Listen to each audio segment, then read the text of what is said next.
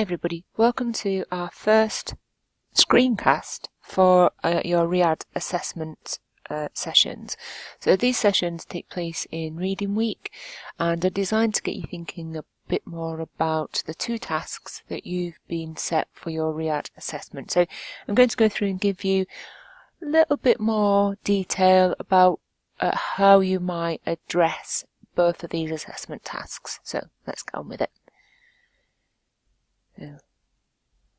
First of all, let's have a look at the aims of the assessment. So I'm not sure if you remember back to our first session together, but I outlined that this assessment is an opportunity for you to put together a research proposal as if you were trying to generate funding from an external funder.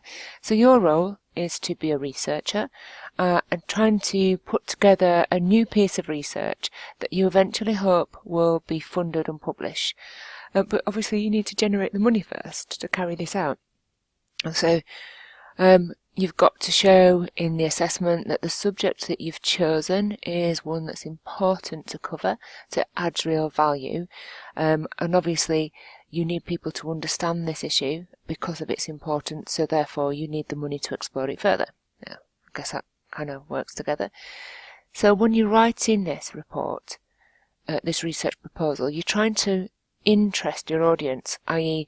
other researchers in this area or the people who are going to be funding this piece of research. So obviously that's the ultimate aim. If you're doing research for real, you see this is probably the process that you'd have to go through. Most researchers have to keep applying for funding grants, and that's the only way that they really stay in their work. So you're going to start off with a literature review, and the main purpose of that is to identify the gaps in the literature. Now, what you need to do here is to demonstrate that there's a real justification for you carrying out that research. No one's going to give you money to do research that has no real value, or it repeats previous research, or isn't really adding anything to our current knowledge base. So your rationale needs to address this. So I'll go on a little bit about how you might sort of put together critique and questions and so on for literature review, but I suppose this part is just to say that it's more than just a description of the previous research. You need to use the literature in such a way that it demonstrates the rationale for your study. So you either need to be showing that there's a gap by outlining what research there is already, and in doing so you would then show that the area of research that you've chosen to undertake has had no previous research. Perhaps there is previous research, but perhaps it's controversial, in which case your literature review needs to be built around this central argument, this issue that exists in the literature, and therefore your own proposal then needs to provide some resolution to this controversy. If it's an update, if you're thinking that this research was undertaken a long time ago, that's fine. But you need to then start thinking about why it needs updating. So what is it about society, about people that's changed since that previous research was undertaken? So what do you need to do now to show that this is the case? So you might need to provide some evidence for this. So perhaps you're looking at educational systems and you're looking at children's educational outcomes on a particular measure. Now, research might have been undertaken 30 years ago when different teaching methods were at play. Now, if you can evidence that the difference in those teaching methods might have generated different educational outcomes for kids, then there's a real reason there then to suggest an update to the literature where you'd redo a study but using children who are currently in education. So that will kind of make sense. When you're writing the introduction, one way to try and make sure that you've addressed this rationale is to have a think about the following, which is Sternberg's 4 questions. So ask yourself, what is the background research to this research? Do I know it? Have I got a really good, thorough representation of what the background research is? What does your research potentially add to this background? Can you clearly see how it extends on, improves or resolves things in the research area? Now if this isn't clear, you need to either go back and find more evidence, or you need to alter what you're looking into so that it is clear that you are adding to the literature base. Even when you're adding to the literature base, you need to ask yourself why it's important that you carry this research out. It may be that the research hasn't been done before simply because it's not of interest or not of value to anyone, and therefore it's a waste of money when you could be researching more important things. And then lastly, how do you intend to do this? Or how have you done it? So you'd be thinking here about, how does my research fill that niche? What I want you to do is to have an activity here. I want you to pause the video for 10 minutes and I want you to think about the ideas that you've come up with in your own research and see if you can answer those 4 questions clearly. When you've provided an answer to those 4 questions, restart the video and we'll continue. To be able to help generate some of the gaps, the issues in the area and so on, you need to be able to critique. Critiquing skills are a very important part of this assessment for you to be able to critique the previous literature. And you'll do this in 2 main areas in the literature, which is the literature review, and the discussion, which is a critique of your own proposed methodology. So you will need to think about what skills you're using here to provide that critique. So what do we mean by critiquing? I guess it's something we talk about a lot, so critical evaluation is a term you'll hear throughout your time on this master's degree, and presumably you may have heard these terms a lot when you were doing an undergraduate. But it's very hard, I think, to outline what we actually mean by critique or critical evaluation. So critique is thinking critically. I suppose that sounds a bit tautological. But not simply accepting at face value what you read or hear. So questioning. So adopting a questioning approach to the material that you encounter. So saying, why is it like that? What brought that about? Why did they do it that way? Why couldn't they have done it a different way? And so on. And we want you to critique the evidence.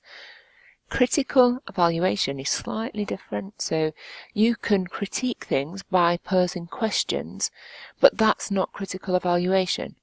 Critical evaluation is that you would first outline a critique, and then you'd evaluate the strength of that critique. So, how much of an issue is this? So, are there other alternatives? Is there different methods that could carry this out? So not just that you think about what the question is, but you start thinking about what some of the potential implications are if your critique is correct, and whether that's actually an issue here.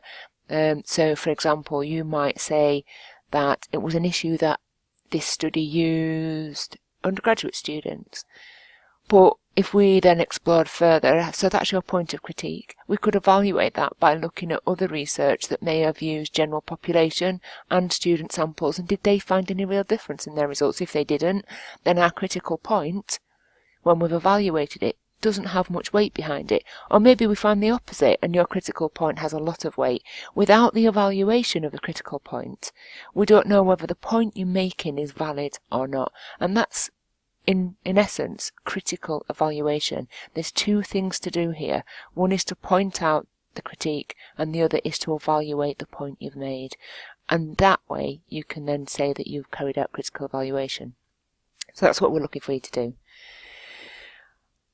I want you to spend another 10 minutes on this activity. So what I've done here is I've given you a very brief outline of a study with children, and I want you to have a think about the statement that the study is making and what it's aiming to test and what it's aiming to show. And I want you to answer the 3 questions below. So again, I want you to pause the video for 10 minutes and then come back and we'll carry on.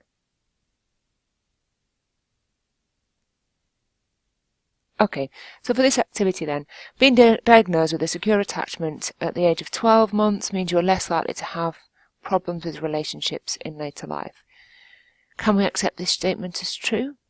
No, I don't think so. And we can't ever in psychology, because all of our research is based on probabilities, not actualities. So what we could say is that a lot of children may be less likely to have problems with relationships than others, but by no means all. There'll be lots of other factors that come into account here. There's lots of things that we need to accompany that statement if we were to include it in your work. So, who is a secure attachment with? Having a secure attachment at 12 months, if then that disappeared, and by the age of 13 months we no longer had a secure attachment, does that mean that we would still be less likely to have problems with relationships? So is the 12 months barrier a critical period to have secure attachment, or is it that if we have a secure attachment at this age, doesn't matter what happens at any other age, or vice versa? Perhaps if we don't have one at 12 months, can we get one later? So if we develop a secure attachment later on in life, will that mediate this impact around relationships? So there's a lot of information here around whether this statement could be true. And the last question, what would you need to do if there was research evidence both for and against this statement? So this comes back to critical evaluation, doesn't it? So we would have to evaluate that evidence to see which of the pieces of evidence had most weight, and we would then use that as a basis for suggesting one or the other direction, that this is likely to be true or likely not. Okay, let's move on. One of the things we want you to focus on in your proposal is experimental design. It's really, really key to this particular assessment. And so before you choose a topic, we want you to choose the method. So the idea here is that you could choose a method that fits with something you want to do in your dissertation, so it'll give you a bit of a vehicle to explore some of the issues in that research area, by using that method, about the ethics of using that method in this area. And so you'll already have some understanding of how this method's carried out and some of the complications that sometimes occur. I'm going to go through in the next screencast about experimental design, but before you go on and see the next one, I want you to give some time thinking about whether you've chosen the appropriate topic for assessment 1, because I really do want you to focus on the method here. If you've thought that there's a particularly fantastic topic you want to cover, then you can certainly cover this for the professional report in task 2 without having to be constrained by the idea of making a study out of it. So if you want to get in depth on a really critical social issue that you want to argue about, I would say leave that for task 2.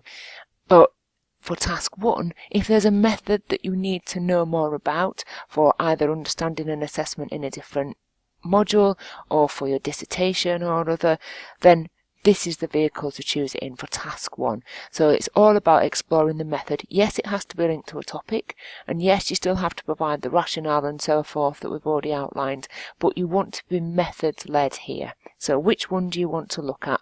So make your decision, and then we'll come back and we'll have another look at this in our next podcast.